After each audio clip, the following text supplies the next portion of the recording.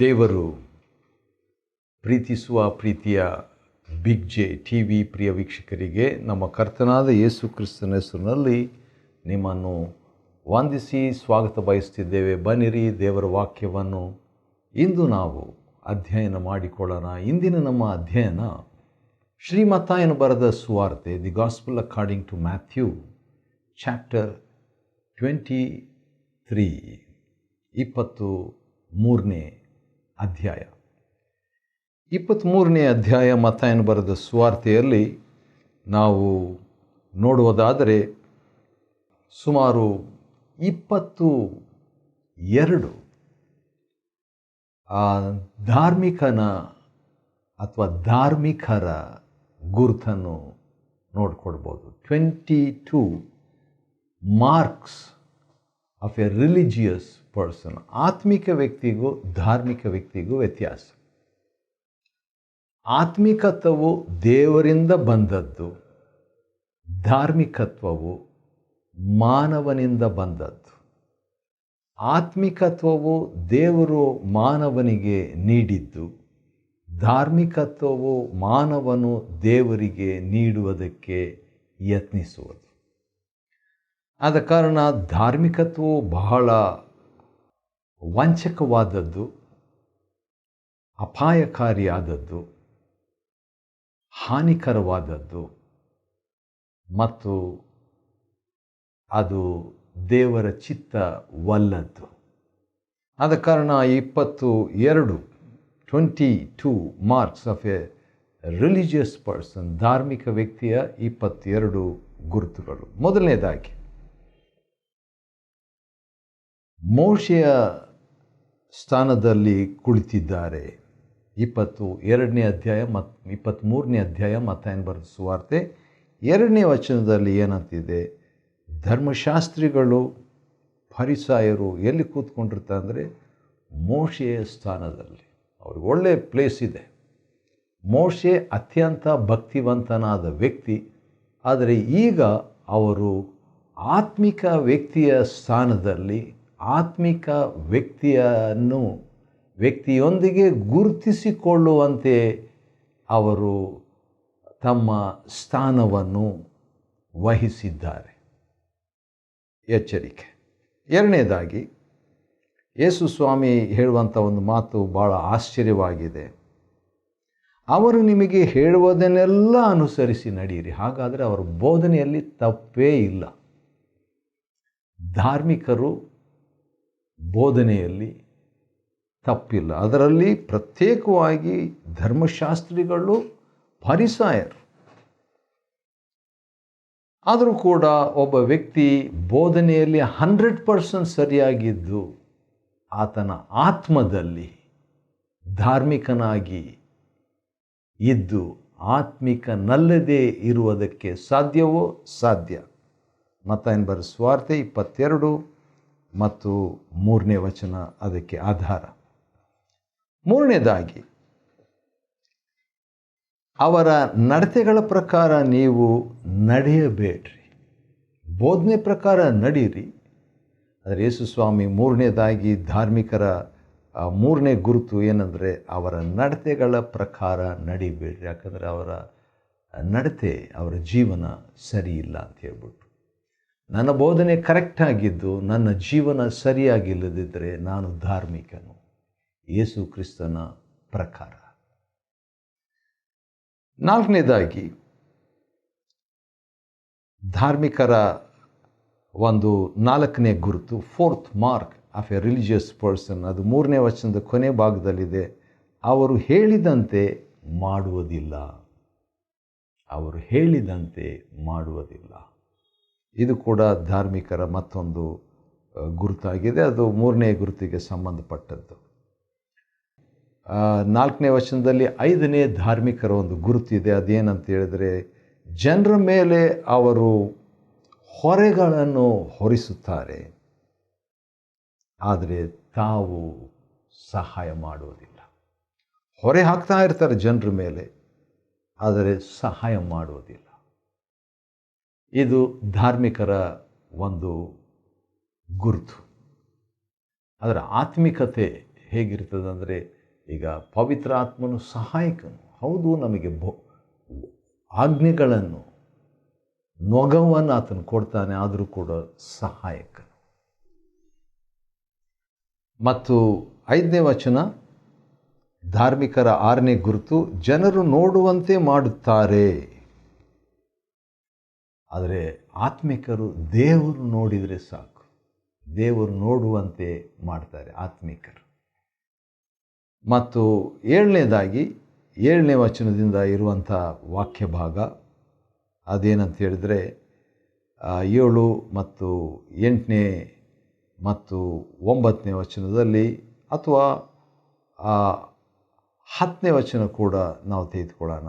ಮತ್ತಾಯನ ಬರೆದ ಸುವಾರ್ತೆ 23ನೇ ಅಧ್ಯಾಯ 7, 8, 9, 10 ವಚನಗಳಲ್ಲಿ ಧಾರ್ಮಿಕರ ಇನ್ನೊಂದು ಗುರುತು ಏನಂದರೆ, ಶಿರೋನಾಮೆಯನ್ನು ಅಪೇಕ್ಷಿಸುವಂಥವರು, ಬಯಸುವಂಥವರು, ಇಚ್ಛಿಸುವಂಥವರು, ಬೋಧಕರನ್ನಿಸಿಕೊಳ್ಳುವುದು, ತಂದೆ ಅನ್ನಿಸಿಕೊಳ್ಳುವಂಥದ್ದು,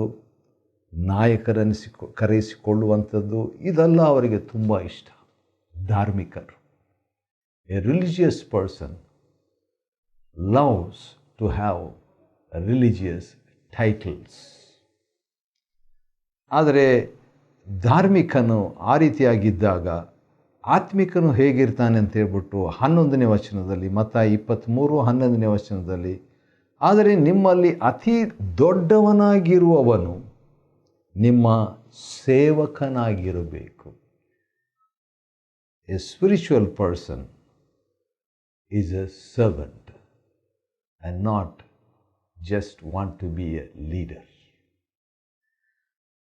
ಮತ್ತು 12ನೇ ವಚನದಲ್ಲಿ ಆ ರೀತಿಯಾಗಿ ಯೇಸುಸ್ವಾಮಿ ಹೇಳಿಬಿಟ್ಟು, ಮತ್ತಾಯ 23, 12ನೇ ವಚನದಲ್ಲಿ, ಯಾರಾದರೂ ತಮ್ಮನ್ನು ತಾವೇ ಹೆಚ್ಚಿಸಿಕೊಂಡ್ರೆ, ಅದು ಟೈಟಲ್ ಮುಖಾಂತರ ಇರ್ಬೋದು, ಪೊಸಿಷನ್ ಮುಖಾಂತರ, ಸ್ಥಾನಮಾನದ ಮುಖಾಂತರವಾಗಿರ್ಬೋದು, ವ್ಯಕ್ತಿತ್ವಗಳ ಮುಖಾಂತರವಾಗಿ, ಪರ್ಸನಾಲಿಟಿ ಮುಖಾಂತರವಾಗಿ ಇರ್ಬೋದು. ತನ್ನನ್ನು ಹೆಚ್ಚಿಸಿಕೊಂಡ್ರೆ ಅವನು ತಗ್ಗಿಸಲಾಗುವರು.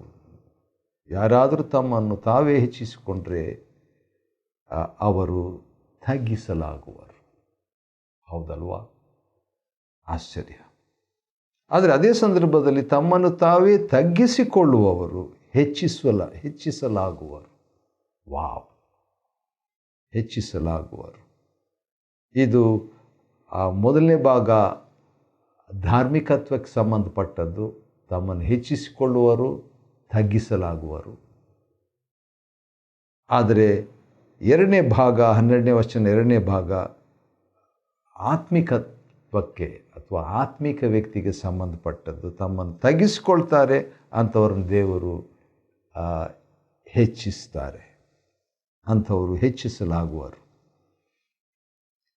ಮುಂದೆ ನಾವು ನೋಡೋ ಪಕ್ಷದಲ್ಲಿ 13ನೇ ವಚನದ 2ನೇ ಭಾಗ, ಮತ್ತಾಯ 23, 13 2ನೇ ಭಾಗ, ಮ್ಯಾಥ್ಯೂ 23 ವರ್ಸ್ 13 ಸೆಕೆಂಡ್ ಪಾರ್ಟ್. ಅದರಲ್ಲಿ ನೋಡುವಾಗ ಧಾರ್ಮಿಕರ ಅಂದಹಾಗೆ ಧಾರ್ಮಿಕರ 22 ಗುರುತುಗಳನ್ನು ನಾವು ನೋಡಿಕೊಳ್ತಾ ಇದ್ದೇವೆ. 22 marks of a religious person. ಧಾರ್ಮಿಕ ವ್ಯಕ್ತಿ. ಆತ್ಮಿಕನು ಬೇರೆ, ಧಾರ್ಮಿಕನು ಬೇರೆ. ಧಾರ್ಮಿಕ ವ್ಯಕ್ತಿಯ 10ನೇ ಗುರುತು ಏನಂದರೆ, ಇತರರಿಗೆ ಅಡ್ಡಿ ಮಾಡುವುದು, ದೇವರ ರಾಜ್ಯಕ್ಕೆ ಅಡ್ಡಿ ಮಾಡುವಂಥವರು. ಯಾವ ರೀತಿ ಅಡ್ಡಿ ಮಾಡ್ತಾರೆ ನೋಡೋಣ. 13ನೇ ವಚನದ 2ನೇ ಭಾಗ, ದೇವರ ಮನುಷ್ಯರ ಮುಂದೆ ಪರಲೋಕ ರಾಜ್ಯವನ್ನು ಮುಚ್ಚುತ್ತೀರಿ, ನೀವು ಪ್ರವೇಶಿಸುವುದಿಲ್ಲ, ಪ್ರವೇಶಿಸುವವರನ್ನು ನೀವು ಒಳಗೆ ಬಿಡುವುದಿಲ್ಲ. ಪರಲೋಕ ರಾಜ್ಯವನ್ನು ಮುಚ್ಚೋದಕ್ಕೆ ಸಾಧ್ಯನಾ? ಒಂದು ರೀತಿಯಿಂದ ಸಾಧ್ಯ. ಭೂಲೋಕದಿಂದ ತಮ್ಮ ಕೃತ್ಯಗಳಿಂದ ಸರಿ. ಮತ್ತು ಹಾಗೆ ಮುಂದುವರಿಯುವುದಾದರೆ 14ನೇ ವಚನದಲ್ಲಿ, ಮತ್ತಾಯ 23, 14ನೇ ವಚನದ 2ನೇ ಭಾಗದಲ್ಲಿ ಧಾರ್ಮಿಕರ 11ನೇ ಗುರುತು, 11th mark of a religious person. ನಟನೆಗಾಗಿ ಉದ್ದವಾದ ಪ್ರಾರ್ಥನೆಯನ್ನು ಮಾಡುವವರಾಗಿದ್ದೀರಿ. ನಟನೆಗಾಗಿ ಉದ್ದ ಪ್ರಾರ್ಥನೆ. ನೋಡ್ರಿ, ಮನುಷ್ಯರನ್ನು ಮೆಚ್ಚಿಸ್ತಾರೆ 5ನೇ ವಚನ, ಆದರೆ 14ನೇ ವಚನದಲ್ಲಿ ನೋಡುವಾಗ ಅವರು ಪ್ರಾರ್ಥನೆ ಮಾಡ್ತಾರೆ, ಇಲ್ಲ ಅಂತಲ್ಲ, ಆದರೆ ನಟನೆಗಾಗಿ, ಜನರನ್ನು ಮೆಚ್ಚಿಸೋದಕ್ಕಾಗಿ. ದೇವರಿಗೆ ಮಾಡ್ತಾ ಇಲ್ಲ, ಆದರೆ ನಟನೆಗಾಗಿ ಮಾಡ್ತಾ ಇರುವಂಥ ಪ್ರಾರ್ಥನೆ. ಅದೇ 14ನೇ ವಚನದ 2ನೇ ಭಾಗದಲ್ಲಿ ಇನ್ನೊಂದು ಮಾತಿದೆ, ಭಾಳ ಶಕ್ತಿಯುತವಾಗಿದೆ. ನೀವು ಹೆಚ್ಚಾದ ದಂಡನೆಯನ್ನು ಹೊಂದುವಿರಿ. ದಂಡನೆ ಅಂತ ಒಂದಿದೆ, ಅದರಲ್ಲಿ ಹೆಚ್ಚಾದ ದಂಡನೆ. ನರಕ ಅಂತ ಒಂದು ಇದೆ, ಆದರೆ ನರಕದಲ್ಲಿ ಹೆಚ್ಚಾದ ದಂಡನೆ. ಅದು ಹೇಗೋ ನನಗೆ ಗೊತ್ತಿಲ್ಲ, ಆದರೆ ನಾವುಗಳು ಅದಕ್ಕೆ ತುತ್ತಾಗಬಾರದು ಎಂಬುದಾಗಿ ದೇವರು ಬಯಸುವಾತನಾಗಿದ್ದಾನೆ. ಆದ ಕಾರಣ ನಮ್ಮಲ್ಲಿರುವಂಥ ಆ ಧಾರ್ಮಿಕ ವೇಷ, ಧಾರ್ಮಿಕ ಆತ್ಮ, ಧಾರ್ಮಿಕತ್ವವು ನಮ್ಮಿಂದ ಶುದ್ಧೀಕರಿಸಲ್ಪಟ್ಟು ತೊಲಗಬೇಕು. ಮತ್ತು 15ನೇ ವಚನ ನೋಡುವಾಗ ಇನ್ನೂ ವಿಚಿತ್ರವಾದಂಥ ಒಂದು ಮಾತು ಬರೆದಿದೆ. ಧಾರ್ಮಿಕರ 13ನೇ ಗುರುತಿದು, ಒಬ್ಬನನ್ನು ಮತಾಂತರ ಮಾಡುವುದಕ್ಕೆ ನೀವು ಸಮುದ್ರವನ್ನು ಭೂಮಿಯನ್ನು ಸುತ್ತುತ್ತೀರಿ. ಮತಾಂತರ ಮಾಡಿದ ಮೇಲೆ ಅವನನ್ನು ನಿಮಗಿಂತಲೂ 2ರಷ್ಟು ನರಕಕ್ಕೆ ಗುರಿಯಾಗುವಂತೆ ಮಾಡುತ್ತೀರಿ. ಹೌದು, ಇವರು ಒಂದು ರೀತಿಯಿಂದ ಆತ್ಮ ಗೆಲ್ಲುವವರು. ಇವರು ಆತ್ಮ ಗೆದ್ದು ಅವರೇನು ಮಾಡ್ತಾರೆ, ಆ ಗೆದ್ದ ಆತ್ಮ ದೇವರ ರಾಜ್ಯಕ್ಕಲ್ಲ, ನರಕ ಪಾತ್ರರಾಗುವಂತೆ ಮಾಡ್ತಾರೆ. 14ನೇ ಗುರುತು ಅಂದ ಹಾಗೆ ಮತ್ತಾಯ 23ನೇ ಅಧ್ಯಾಯದಲ್ಲಿ ಧಾರ್ಮಿಕರ 22 ಗುರುತುಗಳನ್ನು ನಾವು ನೋಡಿಕೊಳ್ತಿದ್ದೇವೆ. ಅದರಲ್ಲಿ 14ನೇ ಗುರುತು 16ನೇ ವಚನದಲ್ಲಿದೆ, ಕುರುಡರಾದ ಮಾರ್ಗದರ್ಶಕರೇ. 16ನೇ ವಚನದಿಂದ ಹಿಡಿದು 22ನೇ ವಚನದವರೆಗೆ ಯಾವ ರೀತಿಯಾಗಿ ಅವರು ಮಿಸ್ಗೈಡ್ ಮಾಡ್ತಾರೆ. ಮಾರ್ಗದರ್ಶಕರೇ, ಕುರುಡಾದ ಮಾರ್ಗದರ್ಶಕರು. ನಾನು ಮಾರ್ಗದರ್ಶನ ಮಾಡ್ತೀನಿ ಬಾ ಅಂತ ಹೇಳ್ತಾರೆ, ಆದರೆ ಇವರಿಗೆ ಪ್ರಕಟಣೆ ಇಲ್ಲದ ಕುರುಡರು. ಪ್ರಕಟಣೆ ಇಲ್ಲದ ಕಾರಣ ಅವರೇನು ಮಾಡ್ತಾರೆ, ತಪ್ಪಾದ ದಾರಿಯಲ್ಲಿ ನಡೆಸ್ತಾರೆ ಇತರರನ್ನು. ಅದಕ್ಕೆ ಯೇಸು ಸ್ವಾಮಿ ಹೇಳಿದ್ದು, ನಿಮಗೆ ಅವರು ಹೇಳೋದನ್ನೆಲ್ಲ ಅನುಸರಿಸಿರಿ, ಆದರೆ ಅವರ ನಡತೆಗಳ ಪ್ರಕಾರ ಅಥವಾ ಮಾರ್ಗದರ್ಶನ ಪ್ರಕಾರವಾಗಿ ನಡಿಬೇಡ್ರಿ ಎಂಬುದಾಗಿ. The mark of a religious person, he misguides others. ಮತ್ತು 23ನೇ ವಚನಕ್ಕೆ ನಾವು ಬರೋದಾದರೆ, ಧಾರ್ಮಿಕನ ಮತ್ತೊಂದು ಗುರುತು ಏನಂದರೆ, he majors in minor things.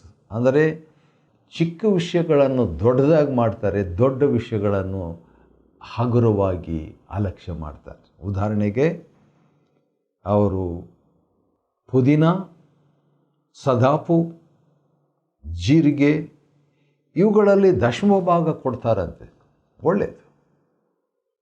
ಆದರೆ ನ್ಯಾಯ ತೀರ್ಪು, ಕರುಣೆ, ನಂಬಿಕೆ ಇವುಗಳನ್ನು ಬಿಟ್ಟುಬಿಡ್ತಾರಂತೆ. ಅಂದರೆ ಚಿಕ್ಕದನ್ನು ಅವರು ತಗೊಳ್ತಾರೆ ಅಥವಾ ಪ್ರಾಮುಖ್ಯತೆ ಕೊಡ್ತಾರೆ. ದೊಡ್ಡದಾದಂಥ ವಾಕ್ಯದಲ್ಲಿ ದೊಡ್ಡದಾದಂಥ ಅಂದರೆ ಪ್ರಾಮುಖ್ಯವಾದವುಗಳನ್ನು ಬಿಟ್ಟುಬಿಡ್ತಾರೆ. ಅದಕ್ಕೆ ಸ್ವಾಮಿ ಹೇಳ್ತಾರೆ, ಇವರು ಕುರುಡಾದ ಮಾರ್ಗದರ್ಶಕರು ಅಂತ ಹೇಳ್ಬಿಟ್ಟು.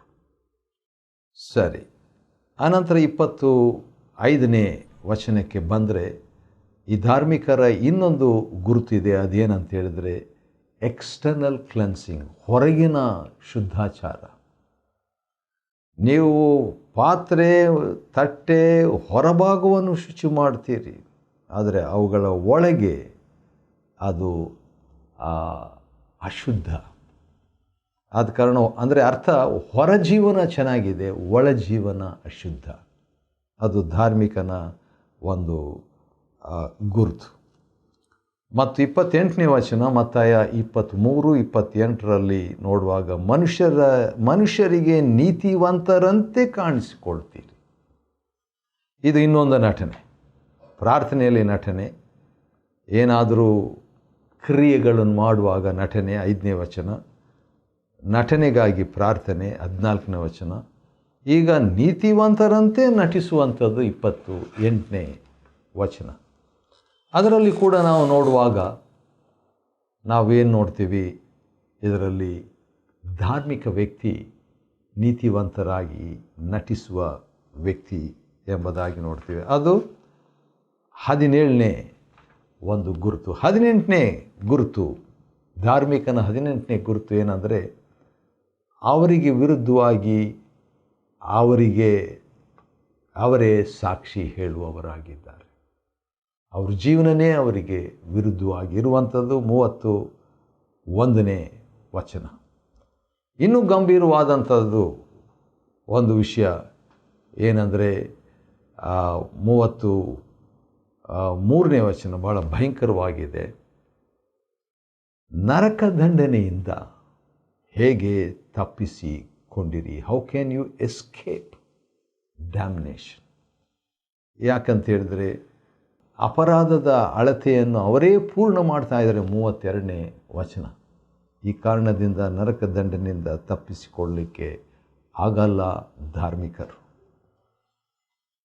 ಮತ್ತು 35ನೇ ವಚನದಲ್ಲಿ ನೋಡುವಾಗ, ಹೌದು ಅಪರಾಧ, ಹೌದು ಎಲ್ಲ ನೀತಿವಂತರ ರಕ್ತಾಪರಾಧವು ನಿಮ್ಮ ಮೇಲೆ ಬರುವುದು. They bring all the guilt of godly people themselves.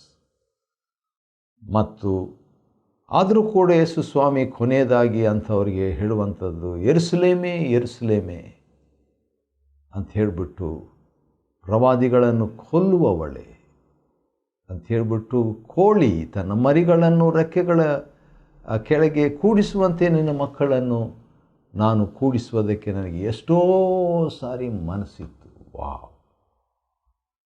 ನರಕ ಪಾತ್ರರಾದಂಥವರು ಧಾರ್ಮಿಕರಿಗಿದು ಒಂದು ಆಹ್ವಾನ ಯೇಸು ಸ್ವಾಮಿ ನೀಡ್ತಾ ಇದ್ದಾರೆ.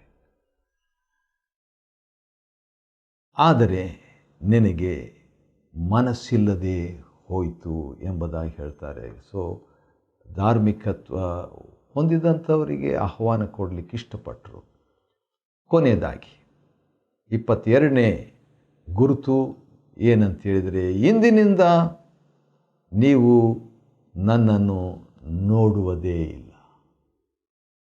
39ನೇ ವಚನದಲ್ಲಿ ನೀವು ನನ್ನನ್ನು ನೋಡುವುದೇ ಇಲ್ಲ ಎಂಬುದಾಗಿ ಕರ್ತನಾದ ಯೇಸು ಹೇಳ್ತಾರೆ. ಯಾಕಂತ ಹೇಳಿದರೆ ಧಾರ್ಮಿಕರಿಗೆ ಹೃದಯ ಶುದ್ಧವಿಲ್ಲ. ಆದ ಕಾರಣ ಮತ್ತಾಯ 5:8 ಪ್ರಕಾರವಾಗಿ ಆತ್ಮದಲ್ಲಿ ಆ ಹೃದಯ ಶುದ್ಧ ಇದ್ದರೆ ದೇವರನ್ನು ಕಾಣುವರು. ಆದರೆ ಧಾರ್ಮಿಕನು ಹೃದಯ ಶುದ್ಧಿ ಇಲ್ಲದ ಕಾರಣ ದೇವರನ್ನು ಕಾಣುವುದೇ ಇಲ್ಲ. ಮತ್ತಾಯನ ಬರೆದ ಸುವಾರ್ತೆ 23ನೇ ಅಧ್ಯಾಯವನ್ನು ಅಧ್ಯಯನ ಮಾಡಿಕೊಳ್ಳುವಂತೆ ದೇವರು ಕೊಟ್ಟ ಕೃಪೆಗಾಗಿ ಆತನಿಗೆ ಸ್ತೋತ್ರವಾಗಲಿ. ದೇವರು ನಿಮ್ಮನ್ನು ಆಶೀರ್ವದಿಸಲಿ.